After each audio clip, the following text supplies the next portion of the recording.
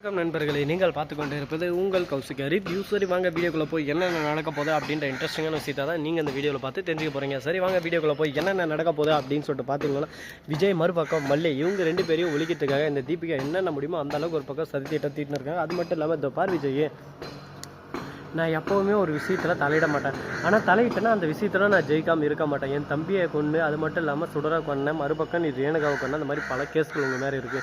இது எல்லாத்தையும் திருப்பி போட்டு உங்களுக்கு நான் என்னால் தண்டனை வாங்கி கொடுக்க முடியும். அதுக்கான நேரம் காலம் வரல. அதனால தான் நான் வெயிட் பண்ணிருக்கேன். அதுக்கான நேரம் காலம் வந்துச்சு. மவனை நீ என்ன தான் சொன்னாலும் சரி, உன்னை அடித்து ஓட விடாமல் நான் விட மாட்டேன் அப்படின்னு சொல்லிட்டு சொல்கிறாங்க. இதை கேட்டது என்ன பேசுறதுன்னு சொல்லிட்டு தெரியாமல், என்னடா இந்த அளவுக்கு ஒரு பக்கம் வெறியோடுக்கிறானேன்னு சொல்லிட்டு அந்த இடத்துலேருந்து ஐசுவை கூட்டின்னு கிளம்பிடுறாங்க. நம்ம வெண்பா என்ன பேசுறதுன்னு சொல்லிட்டு தெரியல. ஏன்ப்பா இந்த ஆண்டி இந்த மாதிரியெல்லாம் பேசுகிறாங்க, இவங்களுக்கு கொஞ்சம் கூட மனசாட்சின்றதே இருக்காதா, கொஞ்சம் கூட ஒரு குழந்தை இருக்குது அப்படின்னு சொல்லிட்டு எதுவுமே யோசிக்காமல் இந்த அளவுக்கு ஒரு பக்கம் டெரராக கோபமாக பேசுகிறாங்களே, இது தப்பு இல்லையா அப்படின்னு சொல்லிட்டு கேட்குறாங்க. என்ன பண்ணுறது வேண்பா, நாம் ஒரு விஷயத்தை புரிஞ்சுக்கிறவங்ககிட்ட ஏதோ ஒன்று எடுத்து சொல்லலாம். இவங்க புரிஞ்சிக்காத ஒரு பர்சன் இவங்ககிட்ட சொல்லி யூஸ் இல்லை, அதனால் சொல்ல தேவையில்லை அப்படின்னு சொல்லிட்டு இதோட முடிச்சிடுறாங்க. இதுக்கப்புறம் என்ன நடக்குது அப்படின்னு சொல்லிட்டு பார்த்தீங்கன்னா, கரெக்டாக இந்த இடத்துல நம்ம விஜய் இருக்கார்ல, அவர் சிறப்பான ஒரு சம்பவத்தை செஞ்சு வர்றாரு. அது என்னன்னு சொல்லிட்டு பார்த்தீங்கன்னா, தீபிகா என்னென்ன பேசினாங்களோ அது எல்லாத்தையும் ஆதாரத்தோட ரெக்கார்ட் பண்ணிடுறாங்க. ரெக்கார்ட் பண்ணதோட மட்டும் இல்லாமல் இதை தீபக் கிட்ட காட்டுறாங்க. தீபக் இருந்து இதை நம்ம மேல் முறையீடு பண்ணலாம், கண்டிப்பாக எட்டுன்னு போயிட்டு ஹையர் ஆஃபீஸர்கிட்ட கொடுத்து அவங்களுக்கு தக்க நடவடிக்கை எடுக்கலாம். ஆனால் இப்போதைக்கு இது நம்ம பத்திரமா வச்சுமே தவிர இப்போ எதுவும் பண்ணக்கூடாது. மல்லிகைன்னு எதனா ஒரு ஆபத்து கண்டிப்பாக வரும். அந்த சமயத்தில் இந்த ஆதாரத்தை வச்சு நம்ம மல்லியை காப்பாற்றலாம் அப்படின்னு சொல்லிட்டு சொல்கிறாங்க. இதை சொன்னதை என்ன சொல்கிறதுன்னு சொல்லிட்டு தெரியாமல் விஜய் ஒரு பக்கம் சைலண்ட் ஆகிடுறாரு. ஏன்னா தீபக் சொன்னது ஒரு உண்மையான வாஸ்தவமான விஷயம் தான். அதனால் இடத்த உடனே நம்ம எந்த ஒரு விஷயத்தையும் செஞ்சிடணும் அப்படின்னு சொல்லிட்டு திங்க் பண்ணக்கூடாது. பொறுமை கடலினும் பெரியது, பொறுத்தார் பூமி ஆழ்வார் அப்படின்னு சொல்லிட்டு பெரியவங்க ஒன்றும் சும்மா சொல்லலைங்க. அதுக்கேற்ற மாதிரி நம்ம பொறுமையாக இருந்து நம்ம சாதிக்க வேண்டிய விஷயத்தை சாதிச்சிடணும் அப்படின்ற விஷயத்தை நம்ம ஆணித்தனமாக ஒரு பக்கம் நம்பணும். அதே சமயத்தில் மறுபக்கம் என்ன நடக்குது அப்படின்னு சொல்லிட்டு பார்த்தீங்கன்னா, நம்ம கதிரேசன் இருக்கார்ல, அவர் ஒரு பக்கம் தீபிகா கிட்ட பேசினிருக்காங்க. அந்த சமயத்தில் இந்த ராஜேஸ்வரியும் கூட கூட்டணி வச்சிடறோம். ராஜேஸ்வரி, தீபிகா எல்லாருமே ஒரு பக்கம் கூட்டணியில் இருக்காங்க. இவங்களுக்கெல்லாம் என்னடா பிரச்சனை அப்படின்னு சொல்லிட்டு பார்த்தீங்கன்னா, ஒருத்தர் நியாயமாக இருக்கிற ஆள் என்றைக்குமே சந்தோஷமாக இருந்துடக்கூடாது. அவங்கள எப்படியாவது அழிக்கணும். அவங்க நியாயமாக அவங்க இருந்துட்டால் அவங்களுக்கு எல்லாம் மரியாதை சொல்லுங்க பார்க்கலாம். அதனால் எந்த அளவுக்கு முடியுமோ அந்த அளவுக்கு ஒரு பக்கம் போராட்டத்தில் ஈடுபட்டு அவங்கள அடின்னு அடிக்கணும், ஒழிக்கணும். சொத்து எல்லாமே நமக்கு வேணும். அந்த சொத்துக்காக தான் நம்ம இவ்வளோ அளவுக்கு போராடுறோமே. இந்த சொத்தே நமக்கு இல்லைன்னா நம்ம என்ன பண்ண முடியும் சொல்லுங்க பார்க்கலாம். அந்த சொத்துக்காக எந்த அளவுக்கு முடியுமோ அந்த அளவுக்கு ஒரு பக்கம் ஆணித்தனமாக நின்று போராடி இந்த சொத்தை வாங்கணும் அப்படின்னு சொல்லிட்டு ஒரு முடிவில் இருக்காங்க. என்னடா இந்த அளவுக்கு ஒரு பக்கம் போராட்டத்தில் ஈடுபட்டுன்னு இருக்காங்களா, இவங்க பண்ணுறதெல்லாம் பார்த்தா நமக்கே ஒரு பக்கம் ஷாக்கிங்காக தான் இருக்குது. ஆனால் அதே சமயத்தில் இன்னொரு ட்விஸ்ட் வச்சுருக்காங்க. என்னடா ட்விஸ்ட்டு அப்படின்னு சொல்லிட்டு பார்த்தீங்கன்னா, நம்ம கதிரேசன் இருக்கார்ல, அவர் விஜய் கிட்ட சொத்தை வாங்குறதுக்கு எனக்கு ஒரு ஐடியா இருக்குது. அது மட்டும் இல்லாமல் விஜய் மேலே நான் கேஸை மேல்முறையீடு பண்ணுறேன். இந்த மாதிரி ரேணுகா உயிரோடு இருக்கான்னு சொல்லிட்டு நம்பி தான் அந்த கேஸை வாபஸ் வாங்க. அந்த ரேணுகாவை கொண்டதே விஜய் தான். அது மட்டும் இல்லாமல் சுடரை ரேணுகாவுக்கு பதில் அங்கே அழைச்சின்னு வந்திருக்காப்புல.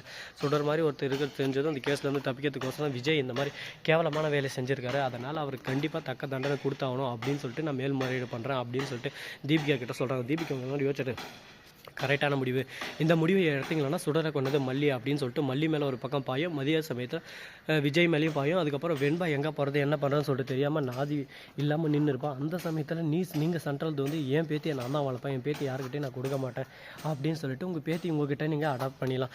இது ஒரு நல்ல ஐடியா தான். அதே சமயத்தில் ராஜேஸ்வரி ஆமாம் என் சொத்து எனக்கு வந்துடும் அப்படின்னு சொல்லிட்டு சந்தோஷத்தில் குதிக்கிறாங்க ஒரு பக்கம். ஆனால் ராஜேஸ்வரி இதில் சின்ன மிஸ்டேக் ஆனாலும் மொத்தமே ஒரு பக்கம் கொலாப்ஸ் ஆயிடும்.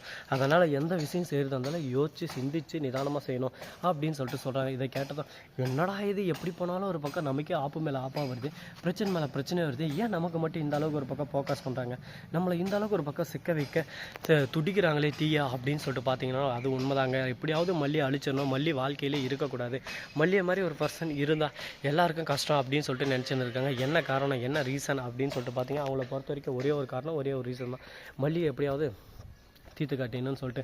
மல்லியை மாதிரி ஒரு ஆள் இருக்கிறது இவங்களுக்கு ஏன்டா கஷ்டம் அப்படின்னு சொல்லிட்டு பார்த்தீங்கன்னா, மல்லி நேர்மையாக இருக்காங்க. ஆனால் இவங்க 3 பேருக்கும் மல்லி இருக்கிறதுனால தான் அந்த சொத்து இனிமேல் நமக்கு வரலை, வெண்பாவும் வரல, மல்லியை மாதிரி ஒரு ஆள் இருக்கவே கூடாது எப்பயும் அப்படின்னு சொல்லிட்டு யோசனையில் இருக்காங்க. இந்த யோசனை நிறைவேறுமா நிறைவேறாதா, அடுத்து என்ன பண்ண போகிறாங்க, ஏது பண்ண போகிறாங்க அப்படின்ற பல கேள்விகள், பல சந்தேகங்கள் நம்ம மனசுக்குள்ளே ஓடிக்கிட்டு தான் இருக்குது.